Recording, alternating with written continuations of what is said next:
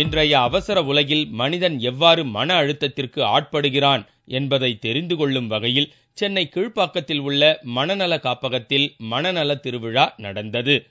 இந்த விழாவில் மனநோய் பற்றிய தவறான கருத்துக்கள், மனநல மேம்பாட்டிற்கான வழிகள், குடிப்பழக்கத்தினால் ஏற்படும் பின் விளைவுகள் ஆகியன குறித்த விளக்கப்படங்கள் இடம்பெற்றன.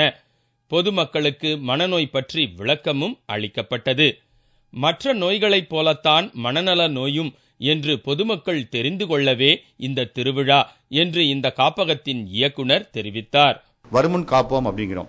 இப்போ மனநோயை பொறுத்தளவில் அது முக்கியமானது.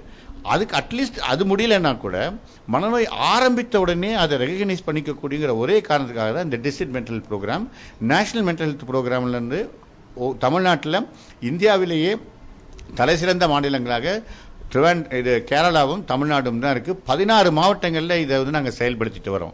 ஸோ இதுதான் இந்த திருவிழாவுடைய நோக்கம். ஸோ பப்ளிக்கு ஜெனரல் அவேர்னஸை கிரியேட் பண்றோம். இந்த விழாவில் மனநலம் சம்பந்தப்பட்ட விழிப்புணர்வு நாடகங்கள் மற்றும் கலை நிகழ்ச்சிகள் நடந்தன. பொதுமக்களும் பயிற்சி மருத்துவ மாணவர்களும் கலந்து கொண்ட இந்த திருவிழா மனதிற்கு இனிமையாக அனைவரையும் மகிழச் செய்தது.